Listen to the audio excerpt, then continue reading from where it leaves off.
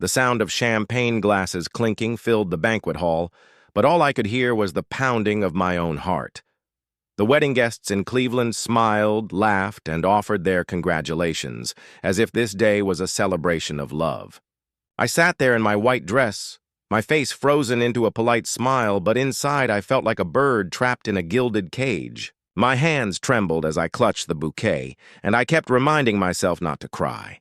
Not here, not in front of everyone. I had dreamed of weddings as a little girl, but not like this. Not with Richard Cole. He was a man twice my age, a wealthy, owner of a transportation company, respected in the city, but whispered about behind closed doors. He smiled at me as if he owned me already, his eyes calculating, sharp, assessing every move I made. To the people around us, he was a generous businessman who provided jobs and stability in a town that had lost so much. To me, he was a stranger who had barged into my life, claiming a role I never wanted him to have. My mind drifted back to my childhood, to the moments that had led me here. My parents had vanished from my life before I even understood what family truly meant. My father ended up in prison after violent crime. My mother disappeared one night and never came back. At 8 years old, I was left in the care of my aunt, Patricia Carter. She signed the guardianship papers with a stern face and for years reminded me of the sacrifice she had made. But Patricia hadn't raised me out of love. She raised me because of what I had inherited. My father's small apartment in the city. For years, she rented it out, pocketing the money, reminding me daily that I owed her my obedience. When I turned 18, she convinced me to sell it. "We're one family, Emily," she told me. "We'll build a bigger house together with more space, a better life. Trust me," naive and desperate for approval. I agreed. The apartment was gone within weeks. The money disappeared into her hands and the promised house was never built. Suddenly I had nothing, not even a legal address. Patricia made it clear without her I would be homeless. That was when Richard Cole appeared. He had noticed me at his company's office where I worked as a secretary, one of the few jobs available in Cleveland's shrinking economy. At first I tried to avoid him. His gaze lingered too long. His compliments felt more like commands. I thought about quitting, but Patricia wouldn't hear of it. "Do you realize what kind of chance this is?" she hissed one night. "A man like Richard Cole doesn't look twice," said just anyone. "Don't you dare walk away from this. If you leave, you'll be out on the streets. I won't keep feeding you for free." Her words stung. 12 years of living under her roof, and not once had she treated me like family. She had groomed me for this moment, selling me off like a bargaining chip. Friends at work pulled me aside, whispering warnings. "Don't do it, Emily. You've heard the stories, haven't you? His first 2 wives ended up in psychiatric hospitals. No one knows exactly what happened, but it wasn't natural." Their faces were etched with concern, but what could I say? That I had nowhere else to go. That my so-called aunt would sooner lock me out of her house than let me follow my own heart. So I sat there at the wedding banquet, smiling for the cameras, pretending to be the happy bride. I could hear Patricia laughing with the guests, soaking in their praise, as if she were the one who had secured this future. Richard placed his hand over mine, his grip firm, possessive. To everyone else, it was a gesture of affection. To me, it felt like chains tightening around my wrists. That night, I walked out of the banquet hall as Mrs. Richard Cole. But in truth, I felt like a prisoner being escorted into a life sentence. I wasn't stepping into a marriage built on love. I was stepping into the beginning of a nightmare. Richard's mansion stood on the edge of Cleveland, tucked behind tall iron gates and lined with stone walls that seemed more like a fortress than a home. As we drove up the long driveway, I felt the weight of silence pressing against me. Inside, the house smelled faintly of polish and old leather. Chandeliers glittered overhead, the kind of wealth people in my neighborhood only saw in magazines. He guided me through each room with a soft smile, pointing out the library, the dining hall, the balcony overlooking the frozen garden. To anyone else, it might have looked like the life of dreams. To me, it felt like walking deeper into a labyrinth I would never escape. Richard's tone that evening was unusually gentle. He poured me a glass of wine, told me I looked beautiful, brushed a strand of hair from my face. For a moment, I wanted to believe maybe the warnings had been exaggerated, that perhaps my new husband wasn't as cruel as people whispered. He held my hand and said, "You'll never have to worry again. You're safe with me now." But the way his eyes lingered on me, sharp, assessing, almost predatory, made my stomach twist. When it was time to go upstairs, he led me not to a warm bedroom filled with flowers or soft blankets, but down a narrow hallway. It grew darker with every step. He unlocked a heavy oak door and gestured for me to go inside. I froze the second. I saw it. The room was bare, the walls painted gray, and in the center stood a metal-framed bed. Chains hung from the posts, coiled like snakes waiting to strike. A leather whip rested across the sheets, its shadow stretched long in the dim light. I shook my head, backing toward the door. "No." "What is this?" Richard's smile sharpened. "This is where we begin," he whispered. "Every wife must learn her place." His voice was low, steady, with a certainty that chilled me more than shouting ever could. Panic rushed through me. I turned and bolted. He reached for me, his hand brushing my arm, but I tore free, running blindly through the halls until I found the front door. My bare feet slapped against the marble, the satin hem of my gown catching on the stair rail. I grabbed a robe from a chair near the foyer, slipped into my house slippers, and ran out into the freezing night. The cold hit me like a wall, but fear propelled me forward. I climbed the gate, scraping my palms, my breath ragged as the metal dug into my skin. My gown ripped along the edge of the iron, but I didn't care. I landed hard on the other side, my legs trembling, and sprinted into the empty streets. I didn't know where else to go but back to Patricia's house. The lights were still on, even though it was past midnight, as I approached, ready to pound on the door. I froze at the sound of voices drifting through the window. She ran. "Don't worry. I'll let you know the second she comes back." It was Patricia's voice. I edged closer, my breath caught in my throat. Through the sheer curtain, I saw her standing in the living room, shaking Richard's hand. He pressed an envelope into her palm, thick with cash. My chest burned as the truth hit me. She hadn't raised me out of love. She hadn't even sold me into marriage for stability. She had traded me like property, and now she was being paid to keep me under surveillance. I stumbled back from the window, hearting, vision blurred with tears. My own blood, my only family, had sold me out. I wasn't just a prisoner to Richard. I was betrayed by the very woman I once called my guardian. That night, standing in the dark street with nothing but a robe and slippers, I realized I was utterly alone.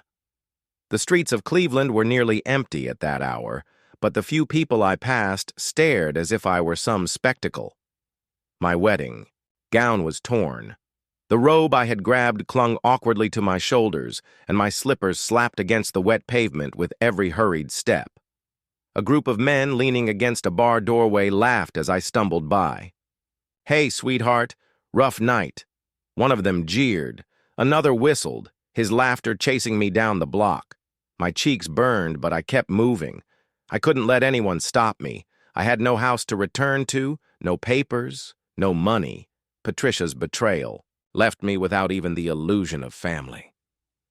The apartment that should have been mine was gone years ago, sold under her pressure.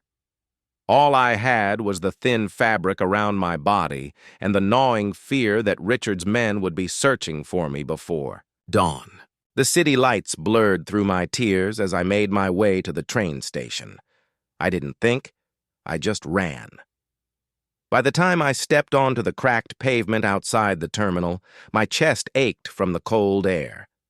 The ticket clerk behind the glass barely looked up when I asked about the next departure. "Outbound in 15 minutes. Doesn't matter where it's headed west. I clutched the robe tighter around myself. I didn't even have the money for a proper ticket. Desperation pushed me forward. I scavenged a crumpled bill from the pocket of the robe. Maybe Patricia's, maybe left by accident. It wasn't much, but it was enough for the cheapest fare. The clerk raised an eyebrow at my appearance, but handed me the ticket without a word. As I sat on the hard bench of the waiting area, memories pressed against me. Years ago, back in high school, a teacher had taken us on a field trip to a monastery in the countryside. I remembered the way the stone walls seemed ancient, the silence of the cloistered halls, the candles burning in the chapel. Back then, it had seemed strange and lifeless, but now in my mind, it became something else entirely. A place of safety, far from Richard, far from Patricia, far from the shame. When the train finally pulled in, I climbed aboard with trembling hands. The carriage was nearly empty. I pressed myself into the corner of a seat, trying not to draw attention. The train lurched forward, carrying me out of the city lights and into the dark sprawl of the Midwest night. The clatter of the wheels on the tracks became a rhythm, almost like a heartbeat that wasn't mine, steady and strong, urging me to keep breathing. Hours passed in a haze. My eyelids grew heavy, my body numbed from cold and exhaustion. I dozed, off, waking only when the train screeched to a stop at a small rural station. I stepped down into the night, the air sharper here, the silence heavier. My slippers sank into the slush of old snow as I began the long walk toward the road I half remembered from that school trip. The memory guided me more than the landmarks did.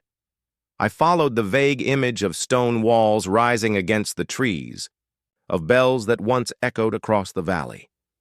By the time I saw a faint glow ahead, lantern light seeping from narrow windows, my legs nearly gave out beneath me.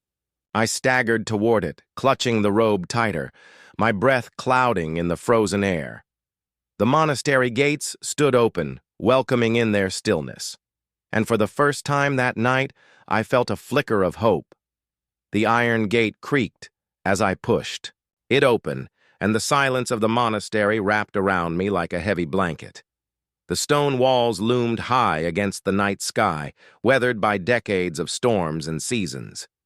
My legs nearly gave way, but I forced myself forward, dragging my slippers across the frozen ground. When I reached the wooden door, I pounded weakly, each knock echoing into the dark.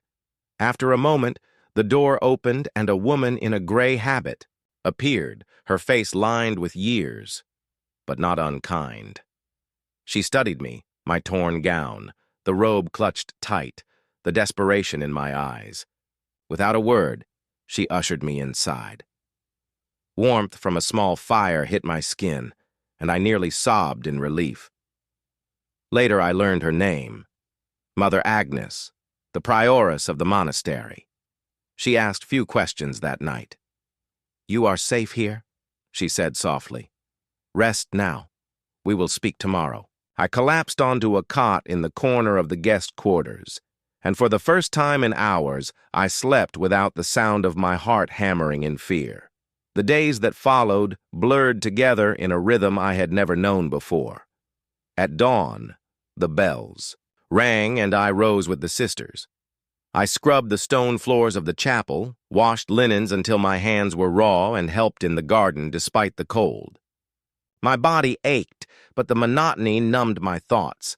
No one asked where I had come from, and I offered no details. The less they knew, the safer I felt.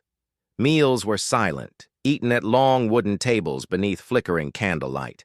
The sisters bowed their heads, eyes lowered, lips moving in prayers I only half remembered from childhood. I mimicked them as best I could, though my mind often wandered. In the evenings, we sat in the chapel as hymns rose and faded into stillness. It was a world closed off from everything beyond the stone walls. At first, the quiet unsettled me. I had lived my entire life in noise, Patricia's sharp commands, the city's clamor, the laughter of people who never saw me as their equal. Here, there was only the sound of broom bristles, the drip of water into pails, the whisper of pages turning in prayer books. Slowly, I began to crave it. Silence meant safety. Silence meant no one could hurt me. Yet as the weeks passed, I couldn't ignore the shadows that clung to the place. The corridors were cold, the air damp, the days identical. The younger sisters rarely smiled. Their eyes carried a heaviness I recognized too well. The look of women who had given up on wanting more. One night, as I lay on the cot, staring at the low ceiling, I wondered if this was my fate. To spend my youth hidden away behind stone, scrubbing floors, fading into anonymity. Safe, yes.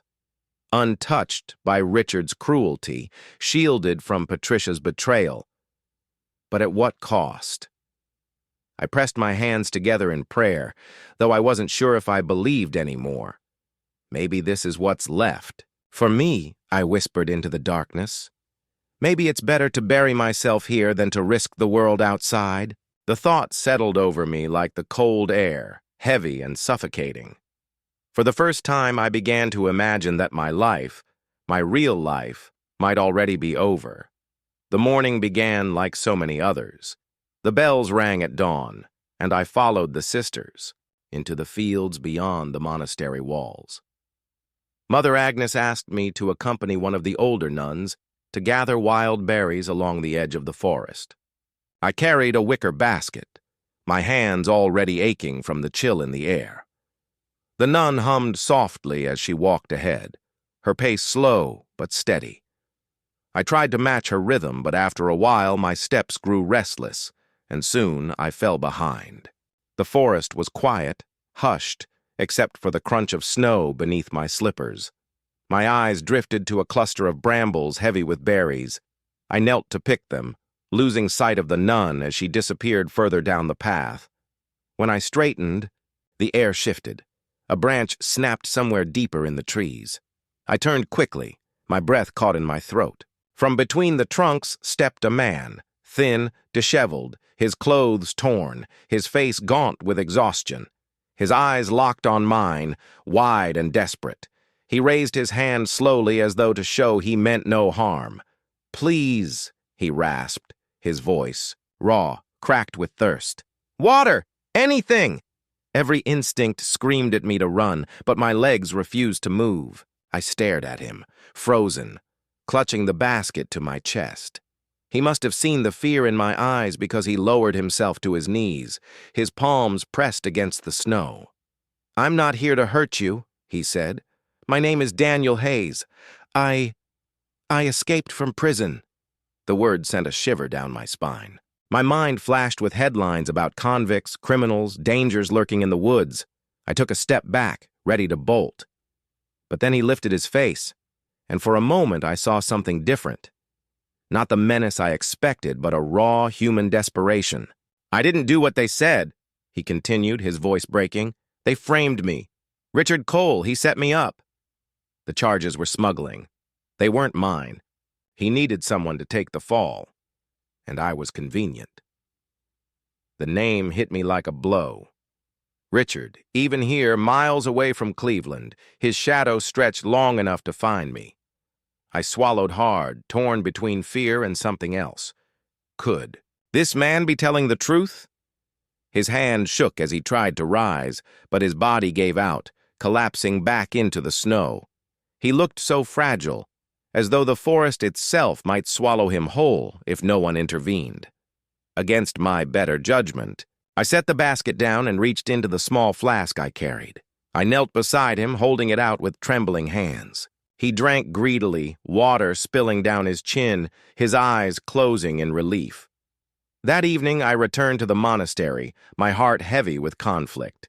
But as night fell, I found myself sneaking into the kitchen, gathering scraps of bread and a worn blanket. I slipped through the gates back into the forest where Daniel waited. He accepted the offering with gratitude, his eyes meeting mine in a way that felt disarming. In those eyes, I saw no cruelty, no manipulation, none of the cold. Calculation I had learned to recognize in Richard. Instead, I saw honesty, even in his brokenness, and for the first time in years, I felt something stir within me, something fragile, unfamiliar, a flicker of trust, maybe even hope. The monastery bells marked the passing of days, but inside me, time moved differently. Each morning I woke before dawn, followed the sisters through prayers and labor, and told myself I was safe here. No one knew me. No one asked questions. And no one would dare cross the gates looking for Richard's runaway bride. Safety should have been enough. But after meeting Daniel in the forest, silence no longer felt like peace. It felt like hiding. I tried to bury myself in the routines. I scrubbed harder, prayed longer, kept my eyes lowered, but my thoughts drifted constantly to him.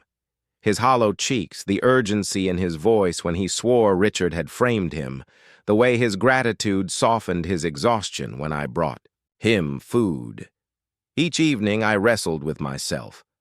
Was I helping a dangerous man, or was I the only one who saw his truth? The secret meetings became more frequent.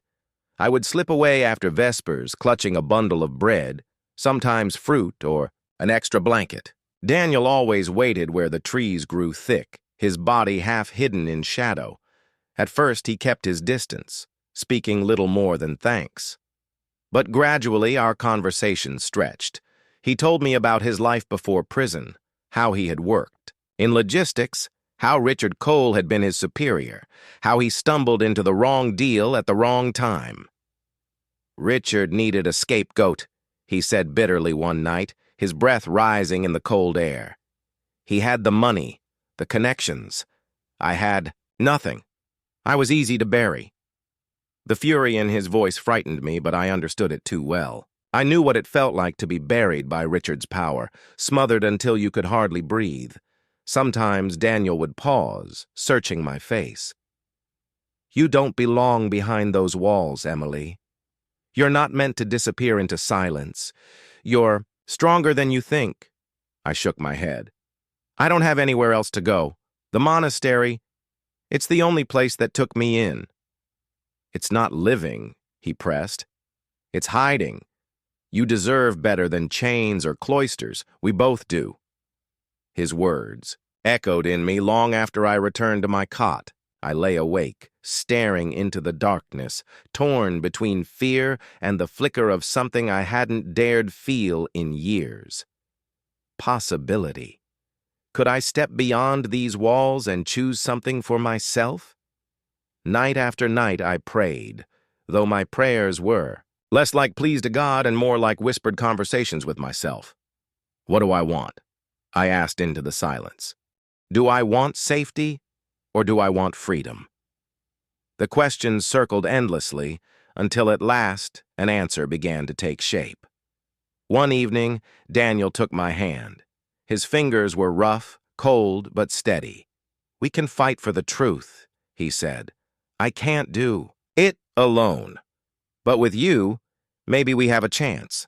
No one had ever spoken to me that way. Not Patricia, not Richard.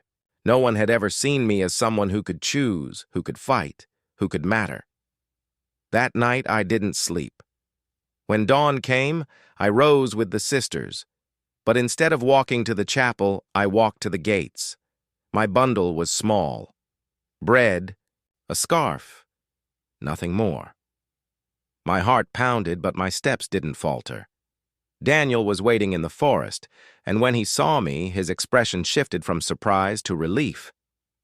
For the first time in my life, I wasn't obeying someone else's command.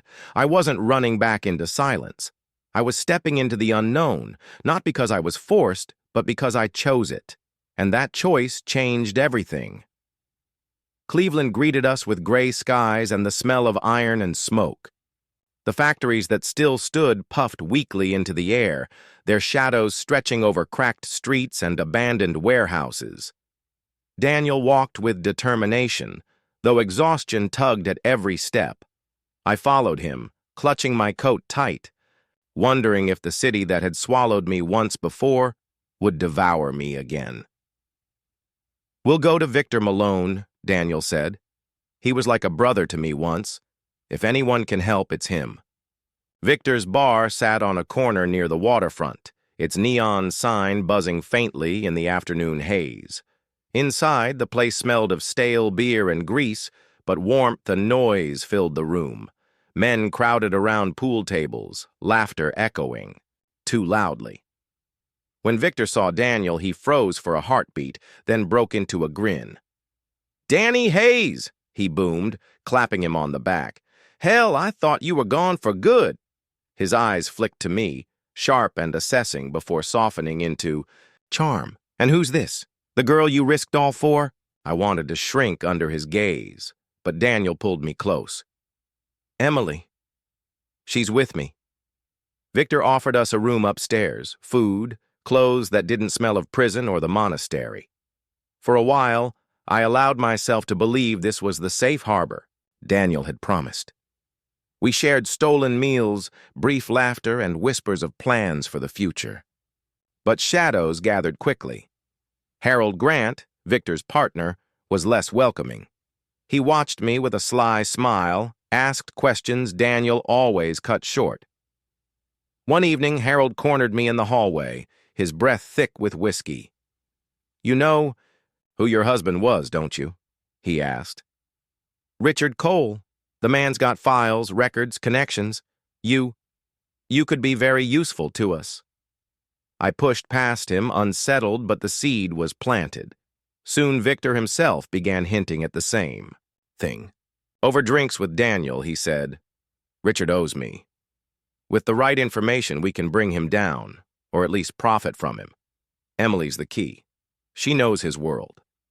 Daniel argued, his voice rising. "She's not getting dragged into this. She's been through enough." But I could see the tension building. I could feel the air shift. Victor's hospitality curdled into something else. Expectation. Demand. Then one night, everything unraveled. Police sirens wailed outside the bar. Doors slammed. Before I could react, officers swarmed the place, and Daniel was dragged away in handcuffs.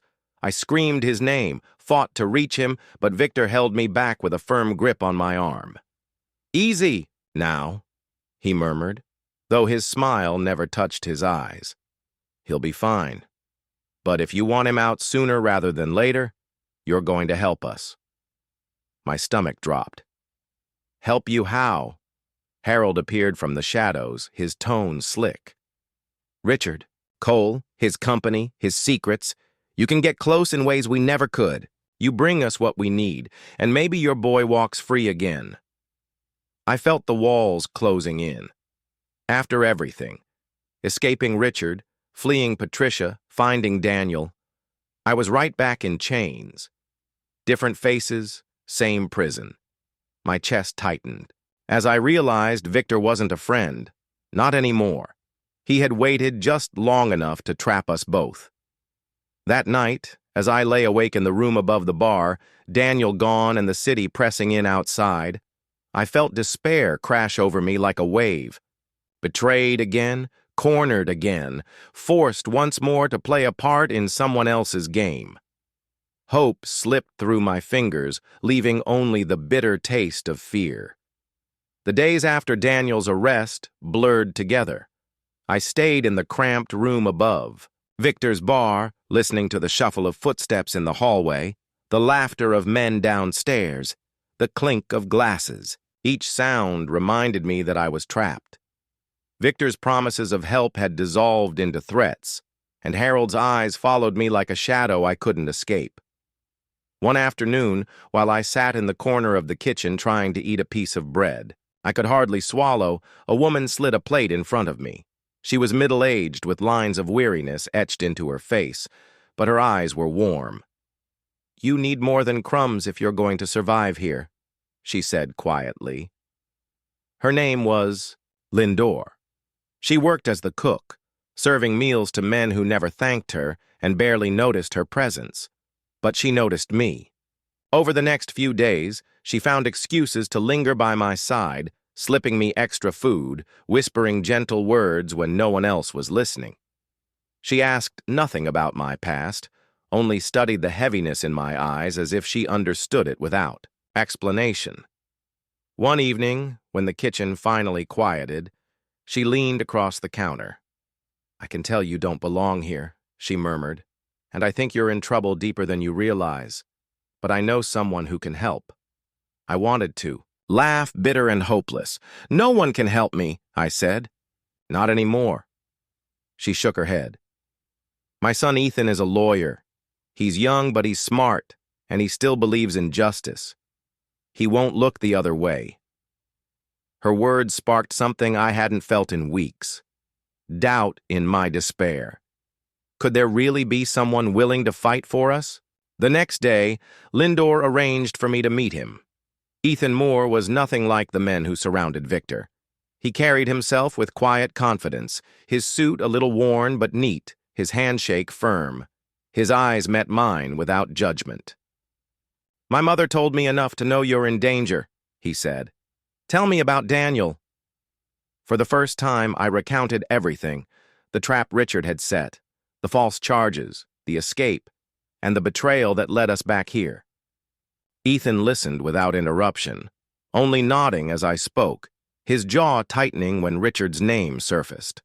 When I finished, he leaned forward. "If Daniel was framed, we can prove it. But I'll need your cooperation, and you'll need courage." "Can you manage that?" My throat tightened. Courage? The word felt foreign, but the way he spoke made it seem possible. "Yes," I whispered. "For Daniel. Yes." Within days, Ethan arranged visitation at the jail. I saw Daniel through the thick glass, his eyes tired but fierce when they found mine.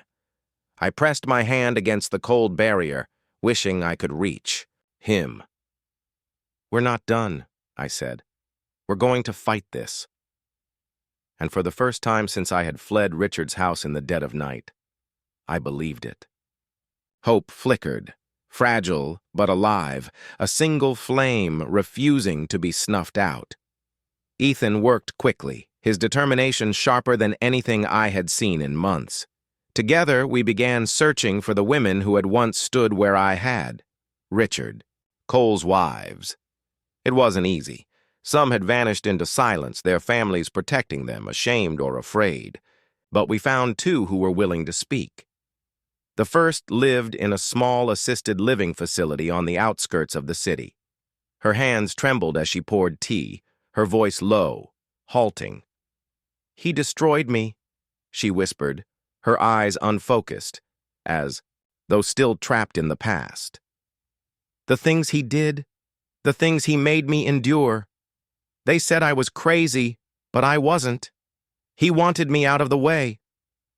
Her medical records told the rest. Injuries consistent with abuse, hospitalizations that began the moment she married him. The second woman was more defiant, though her face carried the scars of what she had survived. "Richard Cole is a monster," she spat. "Everyone in Cleveland knows it, but no one dares say it. He pays, he threatens, he ruins anyone who stands in his way. You want proof? I'll give you proof." She handed Ethan copies of documents she had hidden, receipts, photographs, even a diary filled with entries that painted a clear picture of Richard's brutality. As I listened to their stories, my hand shook. Not because I doubted them, but because I saw myself in every word. That could have been me, locked in a hospital ward, discarded as if I were nothing more than broken glass. Rage burned through me, steady and controlled. For the first time, I felt the shift. No longer a victim cowering in shadows, but someone gathering weapons of truth. Ethan compiled everything, page after page, until we had a stack of evidence thick enough to crush the lies Richard had built his empire on. Then he looked at me. "It's time," he said, "but you need to be the one who faces him. He needs to see that you're not afraid anymore." The thought of confronting Richard made my stomach knot, but I knew he was right. So one cold evening, Ethan arranged the meeting. We walked into Richard's office, the walls lined with polished wood, the air heavy with the scent of money and power. He sat behind his desk, smirking as if we were nothing more than nuisances. But when Ethan spread the files across the desk, Richard's smirk faltered. He flipped through the photographs, the hospital records, the sworn testimonies. His hands tightened on the pages, his knuckles white. "You think this will hold up?" he sneered. But his voice lacked its usual confidence. I leaned forward, meeting his eyes. "I don't think, Richard. I know. And if you don't cooperate, if you don't help reopen Daniel's case, every word, every photograph, every bruise will be dragged into the light. Your name, your company, your legacy, it will all burn." For the first time, I saw fear in his eyes. Real fear. He looked from me to Ethan, then back again. And then he leaned back in his chair, defeated. "Fine," he muttered. "I'll make the calls. I'll do what you want." In that moment, standing across from the man who once held my life in his fists, I felt something shift inside me. I had been his possession, his victim, his discarded bride. Now I was the one holding power. For the first time, Richard Cole bowed his head, and for the first time I tasted revenge. Not wild or vengeful, but sharp, precise, like justice finally breathing.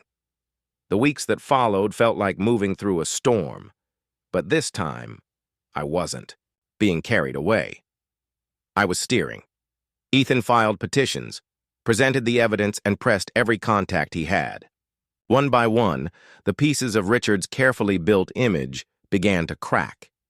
His name, once spoken with respect in Cleveland's business circles, was now whispered with suspicion.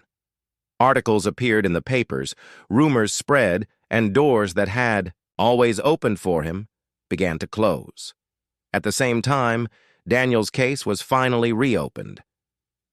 I attended every hearing, my heart in my throat, my hands trembling in the cold air of the courthouse. Ethan argued with a fire I had never seen before, laying out each document, each testimony, each truth that Richard had buried. And for once, people listened. For once, Daniel's voice was not drowned out by money and power. The day the judge announced the decision, I could hardly breathe. "In light of new evidence," he said, "the conviction of Daniel Hayes is overturned. He is hereby declared innocent and released." The words washed over me like sunlight breaking through heavy clouds. Tears blurred my vision as the bailiff opened the gate and Daniel stepped forward, free at last. I ran to him, and for a moment the world disappeared. His arms closed around me, warm and solid, and I pressed my face into his chest. "We made it," I whispered, though my voice cracked. "We survived." Behind us, Richard's empire crumbled. He tried to salvage his reputation, but the weight of truth was too heavy. His business partners withdrew, his name became poison, and his influence faded. Patricia, too, vanished from my life. I heard whispers that she had taken what little she had and left town, unwilling to face the shame of her betrayal. I didn't care where she went. For the first time, I was free from her chains. Daniel and I walked out of the courthouse together, hand in hand. The air was sharp, the Ohio wind biting at our faces, but I had never felt more alive. Snow flurries swirled in the late afternoon light, and I leaned into him, savoring the warmth of his presence. For so long I had known nothing but fear, betrayal, and silence. Now I knew hope. We stood there on the courthouse steps, not talking about the future, not making promises we weren't ready to keep. Instead, we simply held each other, as if our very survival was proof enough. The road ahead was uncertain. Jobs, homes, a life rebuilt from ashes. But none of it seemed impossible. Not with Daniel's hand clasped in mine. "I don't know where we'll go from here," I admitted softly, watching our breath rise in the winter air. Daniel pressed a kiss against my hair. "Wherever it is, we'll go together." And that was enough. Because even after betrayal from blood and the cruelty of men who thought they owned the world, we had found something worth holding on to. Love, justice, the strength to rise again. No matter what waited in the years to come, I believed now, truly, that we would face it side by side.